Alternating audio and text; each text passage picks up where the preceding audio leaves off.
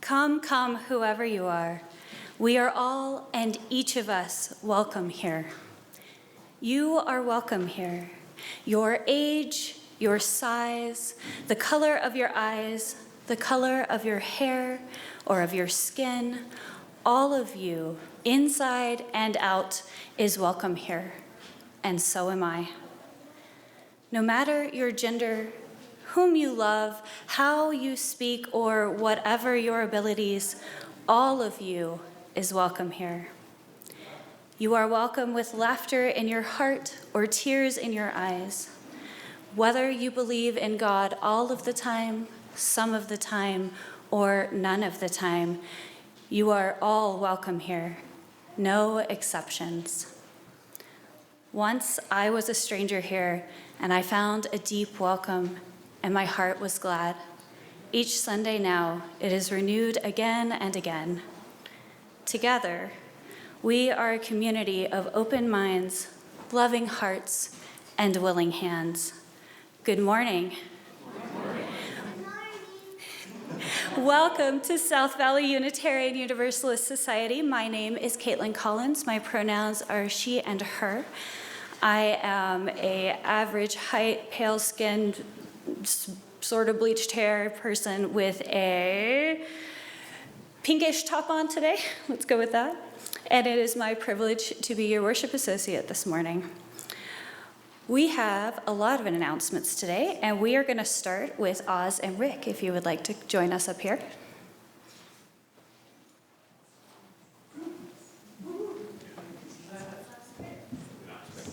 Good morning, all. Good to see you.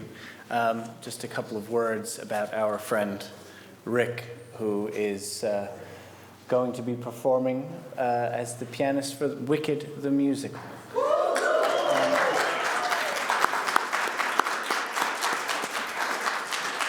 Rick will be going away for a little while. I'll be picking up in his stead, and I would like to give another round of applause from SVUU for our dear friend Rick, who has been such a great accompanist for us on the choirs and for the hymns.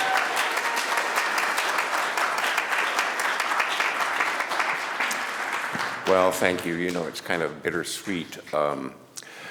I will be gone for basically 2 months, which means I won't see Laura until next October after today, which is kind of bad. And I'll miss making music with my South Valley family and sharing music. And so in that regard, I mean, I'm happy for the work, but at my age, I'll be lucky to get 8 shows in for 8 weeks. But here we go. I'll be in Boise for 2 weeks and then coming back here for 6 weeks at the Eccles. And if you're going, give me a call and maybe we can meet up at the show. So thank you very much.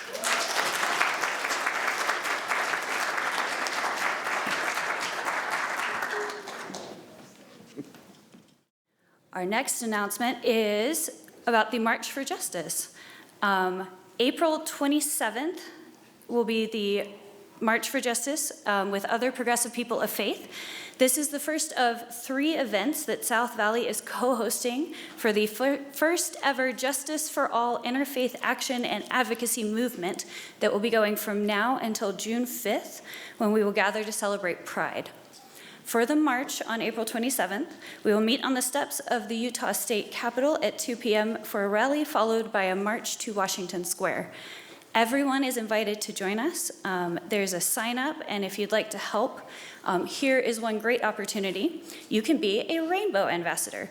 And I don't know about you, but that sounds like fun. We are going to create a living human rainbow flag for the day. So everyone is invited to wear one of the colors of the rainbow, and when it comes time for the march, we'll arrange ourselves into color order. So we need people to show up and be the rainbow, and volunteers to be the arrangers and the leaders. So look for that sign up and more information in our happenings email. And then our next announcement is about our BIPOC gathering. Good morning, church. So Kim and Naomi are not able to be here this morning, so they have asked me to remind all of our community, especially those who are members of our BIPOC community, that we do have a caucus here, and that it will be meeting on May 4th after church in the Seekers Room. And if you'd like more information and to sign up, you can use the QR code. It's very fancy that they create a QR code for their meeting. I'm really impressed. I don't know how to do that myself. So please reach out to Kim or Naomi. I don't think they're here this morning, but they'll be here next weekend to promote it again. And if you have questions, you can always talk to me. It is now time to share the warmth of community. We're going to start by welcoming the folks on our virtual audience at home, so turn around and wave good morning. We are glad you are joining us. And now we're going to take a minute. I think I lost my mic. And now we're going to take a minute to greet each other. So stand and say good morning to perhaps somebody you don't know. Good morning again. I am the Reverend Lora Young. My pronouns are she, her, and hers. And I am a tall, pale-skinned, red-haired woman with purple glasses that I love.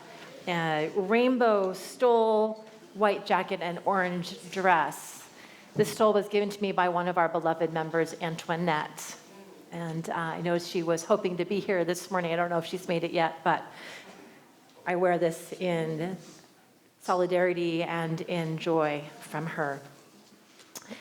This morning, as it is seemingly so often right now, we take a moment to pause and to be in solidarity with one another. This weekend, we observe the Transgender Day of Visibility. And while it has always been an important and painful holiday, there is no mistaking that this year it feels particularly important. If you are someone who walks those gendered lines and colors in a brighter color for us, thank you. We see you. We acknowledge that your fierceness is often rooted in a pain that you did not seek out.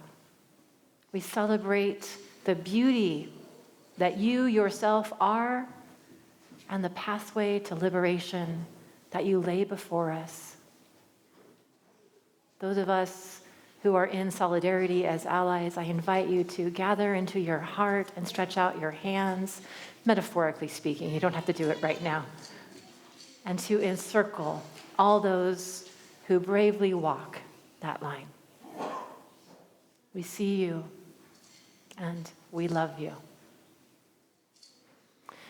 Let us light our chalice in a spirit of solidarity with all those who are targeted by the current regime. Please stand as you are willing and able.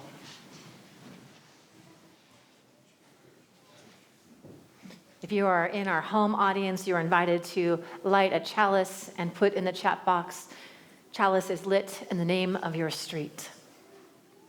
Please join me in saying our chalice lighting words.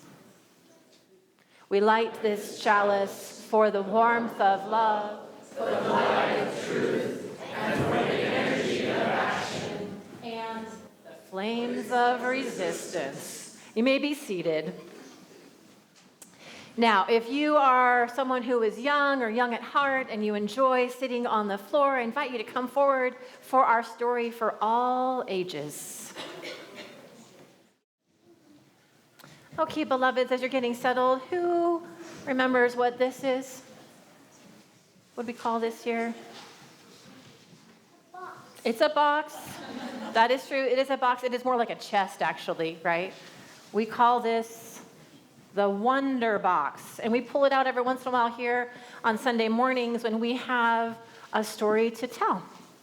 So I'm going to pull some items out, and if you know what this item is or what we use it for, I encourage you to shout it out. What is this? A hat. Who knows when we last... It's a jester hat? When did we use this?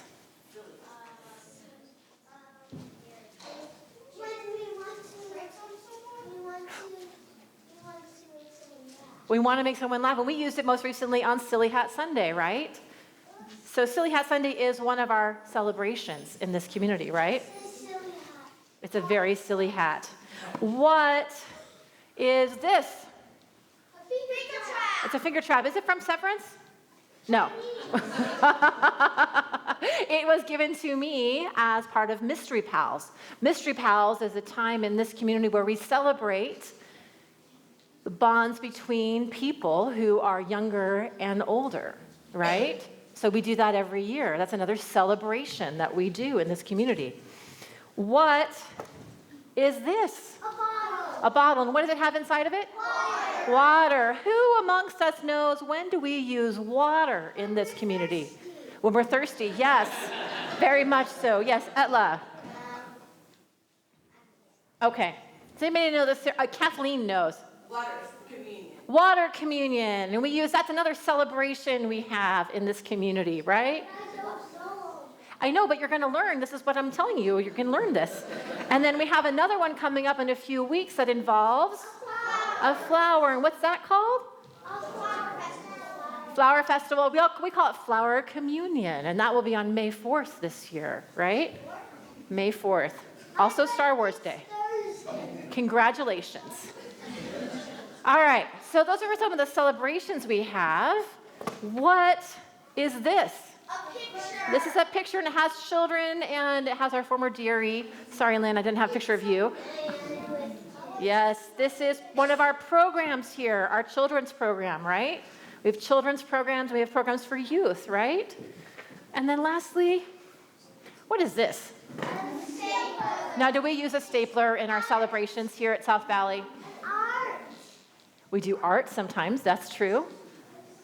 Do we use staplers very much? We think about the staplers that we need here at South Valley very often. But do our gifts of time, talent, and treasure provide staplers for this community? They do. They do, yes. And even though staplers are fairly inexpensive.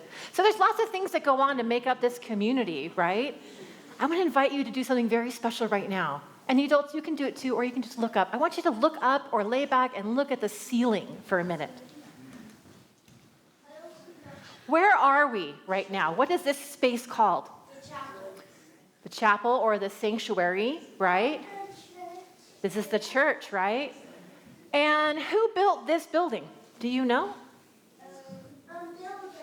A builder built it. A set of builders and architects that built it a long time ago. Does this ceiling remind you of anything you might have seen else out there in the world? Houses. Yes, I also heard another one. A ship, right? Like the bottom of a ship. How many of the grown-ups here like the ceiling? Yeah, it's quite beautiful, right? So we have celebrations, we have programs, we have relationships, and we have this building, right? And are any of those things specifically the community? No. What is the community here? The people, right? So now I want you to stand up, children, and stand up, adults, and I want you to look around at all of the people in this community. I want you to acknowledge that this is the community. I'll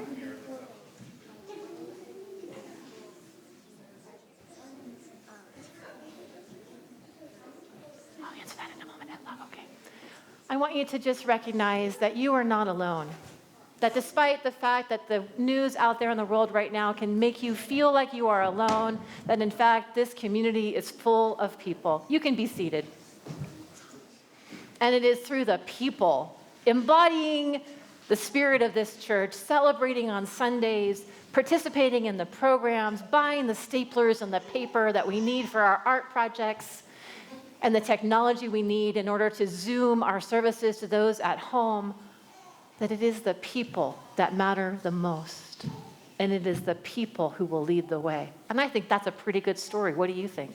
Yeah. Yeah, great. All right, let's sing you down so that you can go down and make some more stories downstairs with Lynn. Let's sing our children out.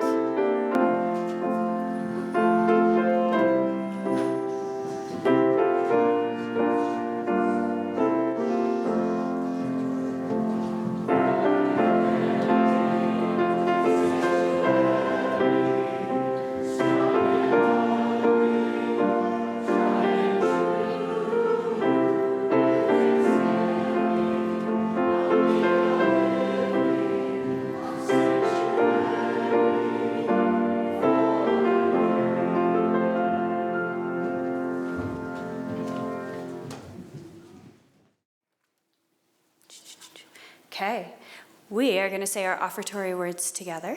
Here we go. We are this church. We are its hands, its heart, its voice. Together we share the wealth of this community and sustain it with our gifts. We will now accept the offering, and this is separate from the pledge and the envelopes. For those who wish and who are at home, there's an online link in your order of service. We are also going to be inviting ushers up to pass the baskets around. This is a fifth Sunday, so funds today are going into our own in-house Samaritan Fund. Would the ushers please come forward?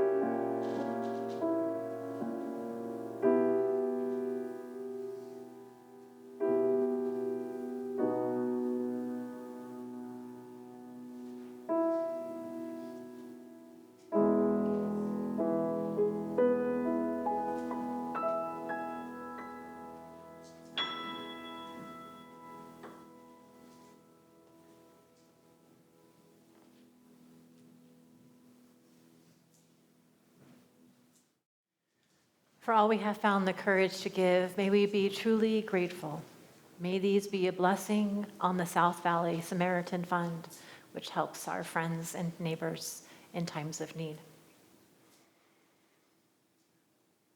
I invite you to extend this time of quiet and to settle into a time of meditation, reflection, and prayer.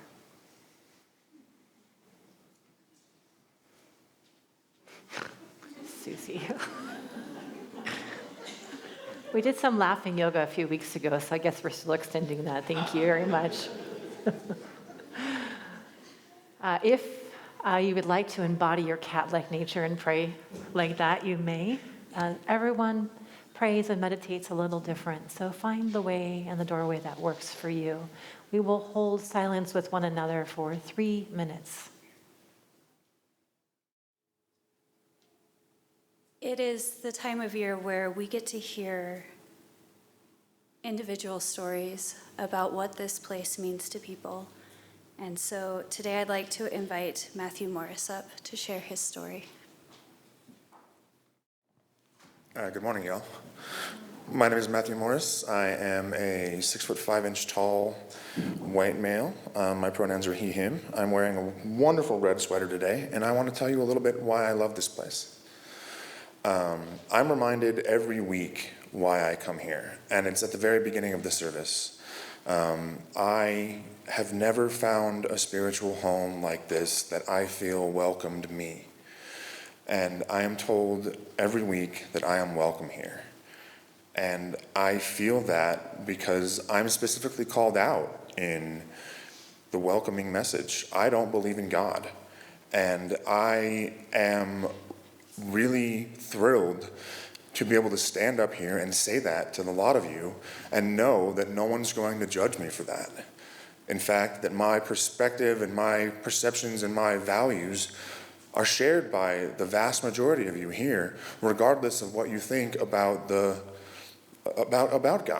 And I love that this place is open to someone like me, is willing to have someone like me, wants to have someone like me as a member and a participant. That's what I love. Like, I love many things about this place, but I am moved generally to tears every time I hear you are welcome here. I love it, and that is one of the main reasons I'm here, and that's why I give. Thank you.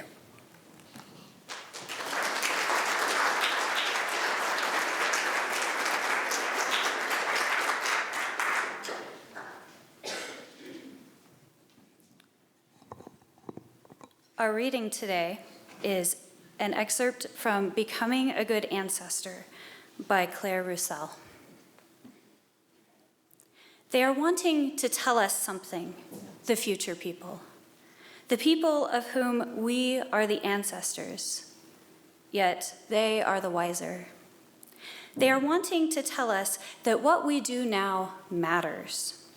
They want us to know that they see the dismembered ways that we live and how difficult it is for us to remember how to return to the family of all things.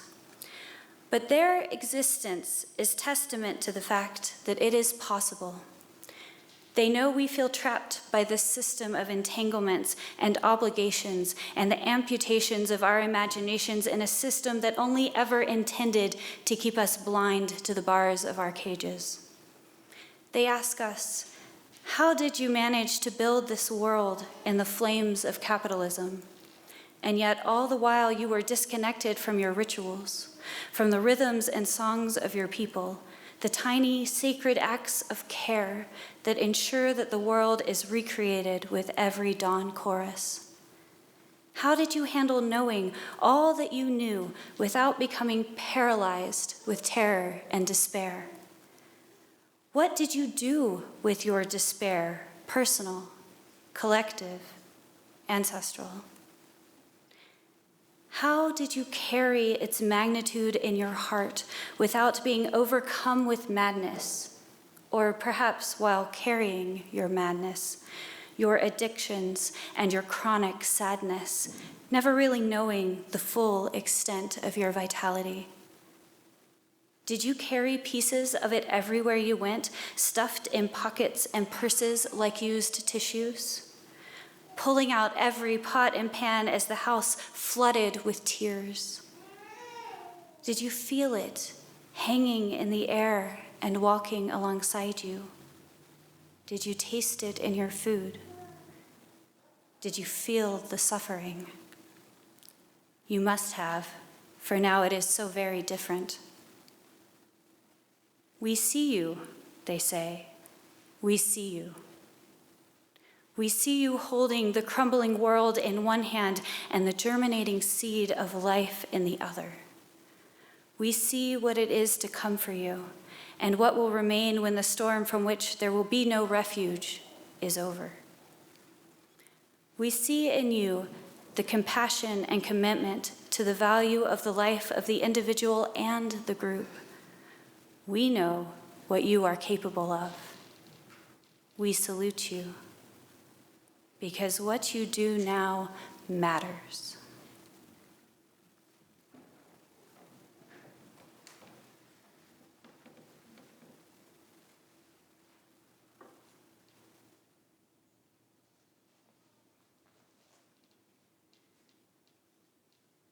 What we do now matters. The stories we tell matter. The ways in which we show up for one another matter. These are the foundations of our collective human culture. And we are shaped by them. We are shaped by the languages we speak in, the traditions and cultural contexts we inhabit, the personal lived experiences and family systems that we arise from and that we create and choose throughout our adulthood. Our stories are never neutral. That is why they matter, right? Stories can be used to promote wisdom and understanding as much as they can be used to perpetuate harm. And right now, I think we are all in agreement that the stories that are most active in our culture are quite harmful. There is a story, long active for sure, but now emboldened in our culture, that might makes right, and that money, land, and power are the most important things of all, and that everyone should grab what they can right now before it is all gone. It is fueled by the fears of climate change and economic suffering. It is fueled by an international global trade system which so often leaves individuals and whole communities to the side. It is the ultimate scarcity mindset. And it's at direct odds with another set of stories that we tell with equal fervor here in this community. The stories we tell in this community center community, plurality, mutual care, compassion, respect for the inherent worth and dignity of all people, and the interdependent web of which we are all a part.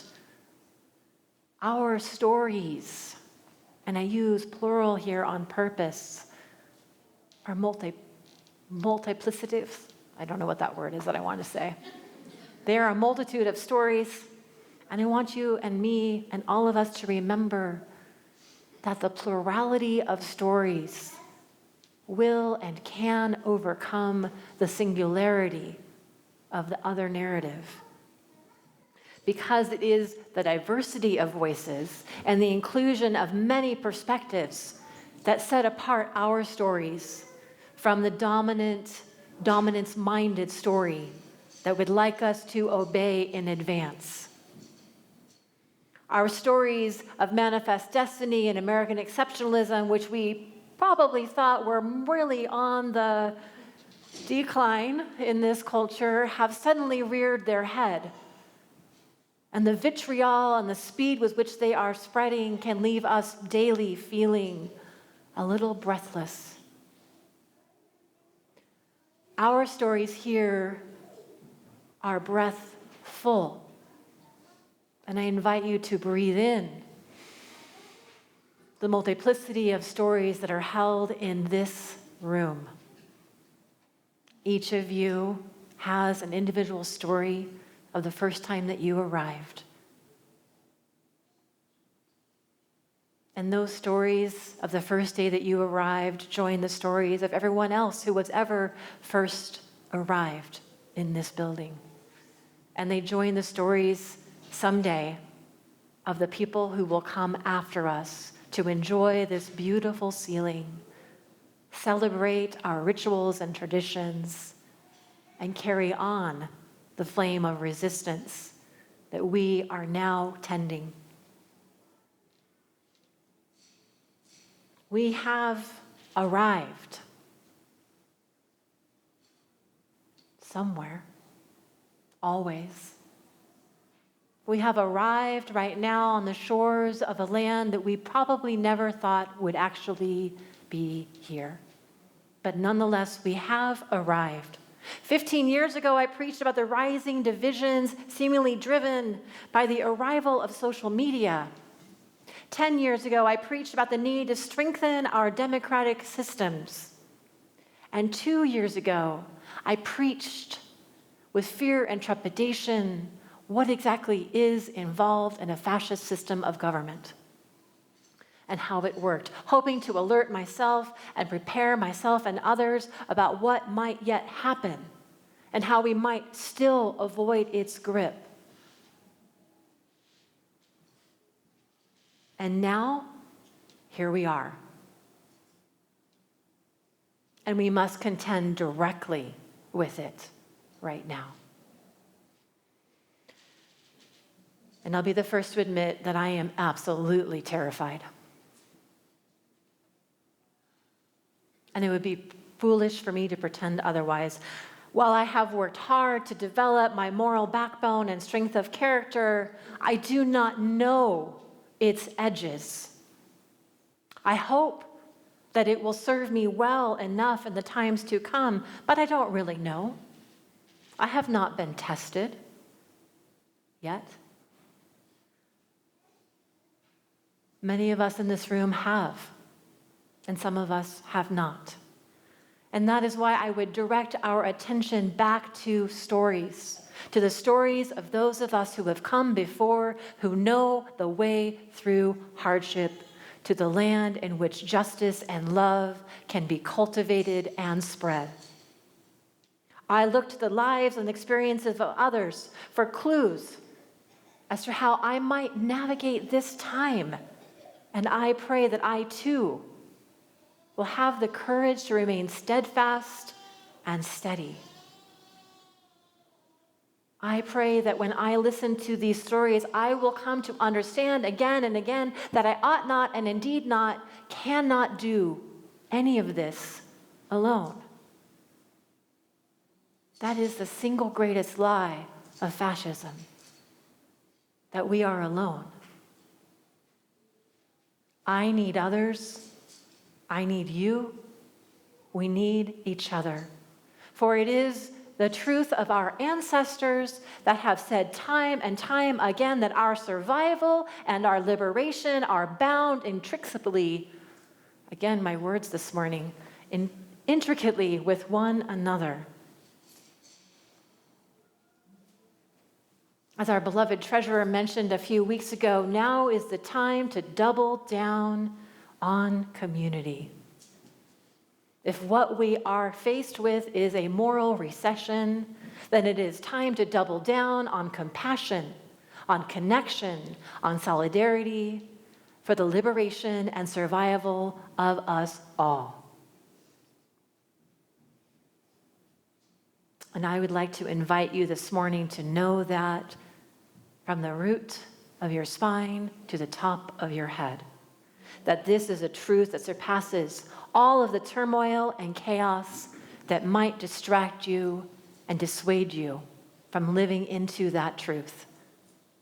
That we need each other and that we are stronger together, far stronger than any one narrative that would seek to keep us apart. I actually believe it.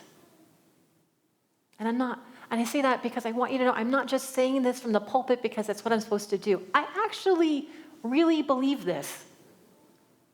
I really, really believe that community and connection is one of the primary pathways that we will find our way through.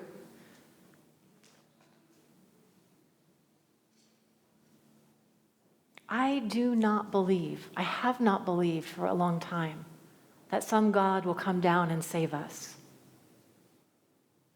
And I know many of you in this room share that perspective, that it is not up to God to save us. It is up to us. A God that would come down and save us, in my mind and in my heart, is not a worthy God to adore. But what I do believe, again, is this, that if those wisdom tales of old are true, that if indeed we are made in the image of the divine, then whatever gods or gods there may or may not be, they are with us, a part of us, and decidedly for us. I do not understand the sacred or the divine as somehow separate.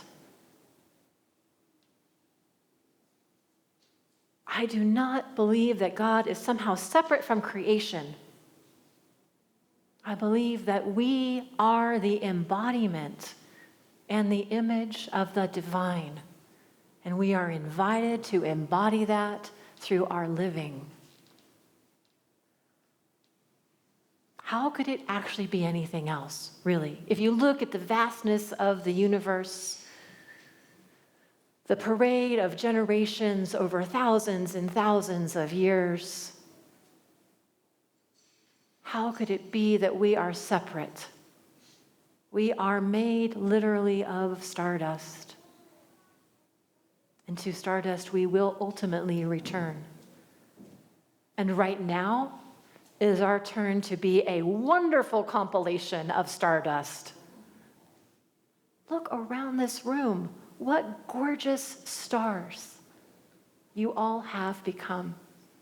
What a miraculous happening that stardust could collect and distill and form into you.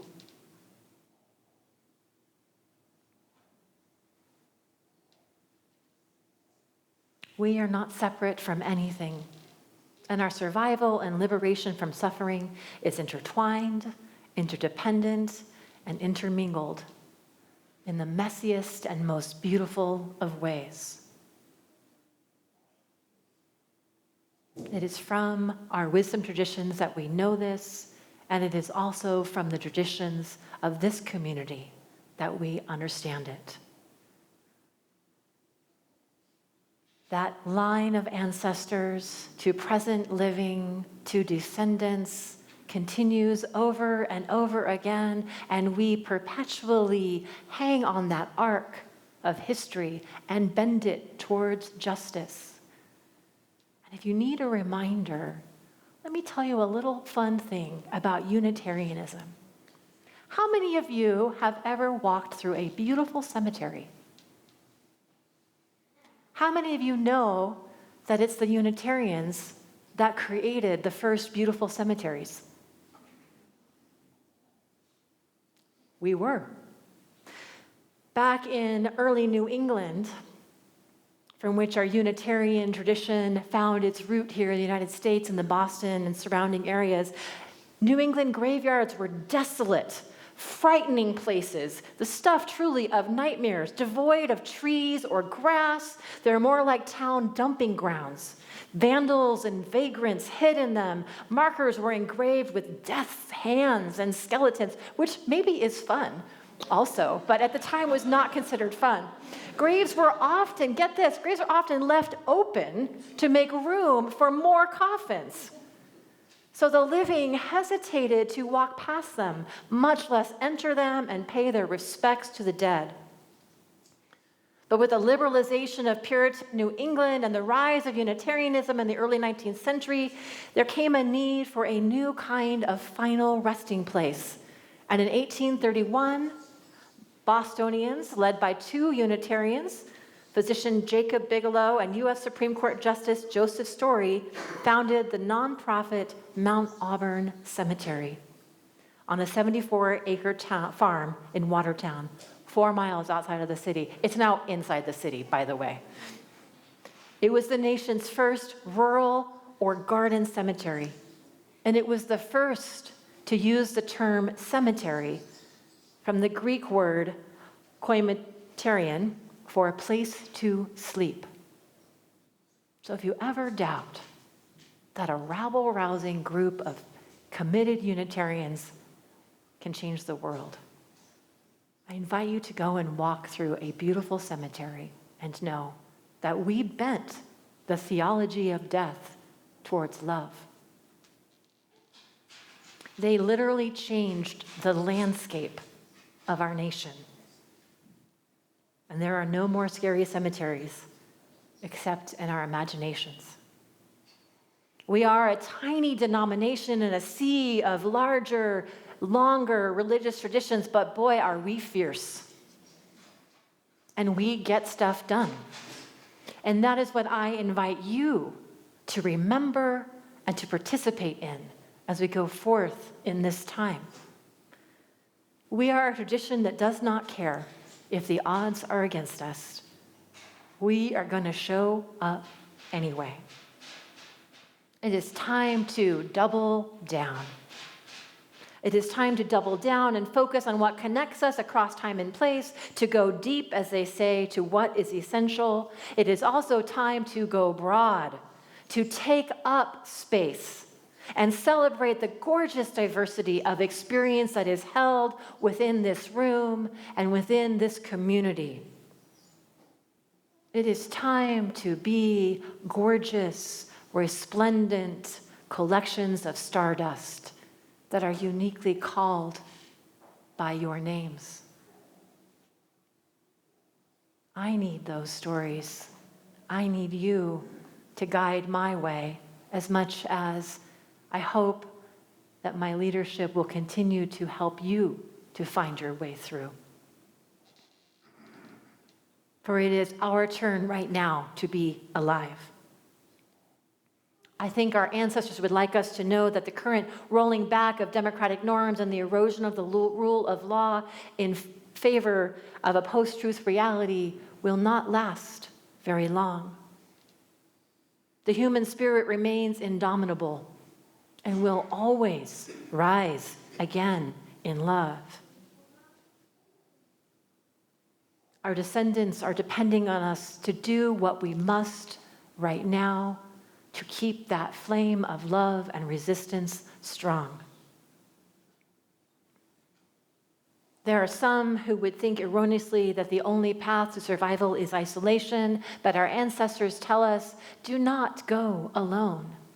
Walk among us, visit us, ask us for our stories, and craft your own. They would want us to know that fascist regimes are always short-lived, that the very structures that support them, chaos, instability, violence, and lies, are inherently unstable, and they will always crumble. And this round of fascism will be the same. Because we, just like the generations before us, will resist, frustrate, aggravate, and turn back those that would tell us we are separate. We are not going to let them win. We are going to double down. I have faith in our ability as a congregation. We have been here for 43 years already, and I think we have at least another 443 years to go. The people who dreamed us into existence and shouldered the burdens of the early years are now mostly gone from this community and from this life. But they are our literal church ancestors. Here are their names.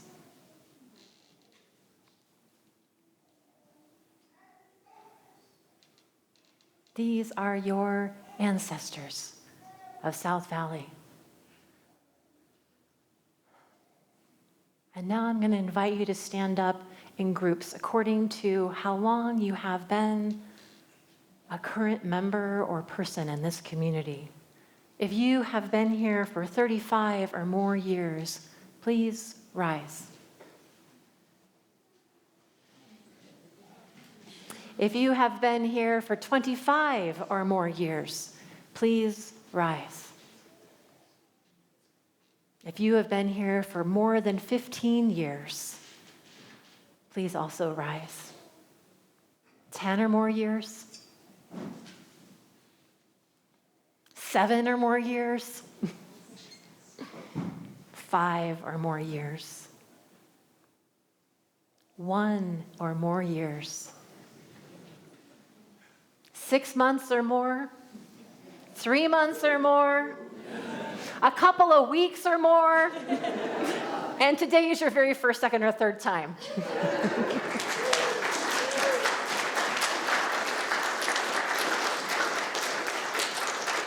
And while you remain standing, I know we can't hear them, but I would like you to imagine the voices of the children downstairs. That they will become the members of this community in body, mind, and spirit in the decades to come. They are here too. And they need us to be good models and elders right now so that when it is our turn to join the ancestors, they will be able to draw from our strength and clarity as much as we draw from those who are already our ancestors. You may be seated. What we do now matters. How we show each other and those yet to come how to live and love matters.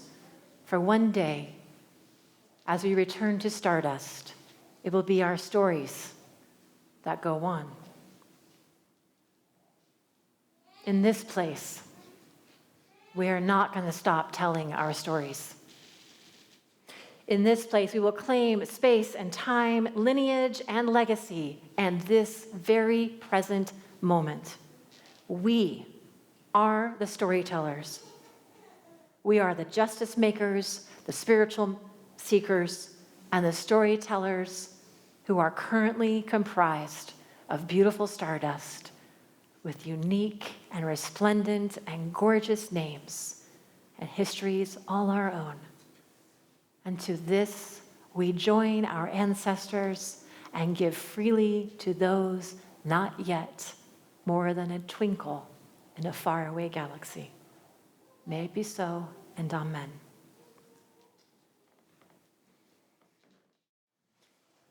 Please say our extinguishing chalice words with me. We extinguish this chalice, but not the warmth of love, the light of truth, or the energy of action. We hold each other in our hearts until we meet again. Please be seated for the benediction. As you go forth this week, remember that our stories can show us the way. They can show us how to get free of the sticky wicket we are now in. This room and this community is full of fierce and courageous storytellers. I invite you to remember that and ask each other for a story as you part and go on. And as you go forth in your week, to see if you can find another to ask for a story as well. And be reminded in that moment that you are the ones we have been waiting for. There was no one else but us. So let's double down and get to work. Let's show each other the love, the respect, the kindness, and the compassion for which we have long been known as Unitarians and Universalists and beloved human constellations of stardust. May you be well, and amen.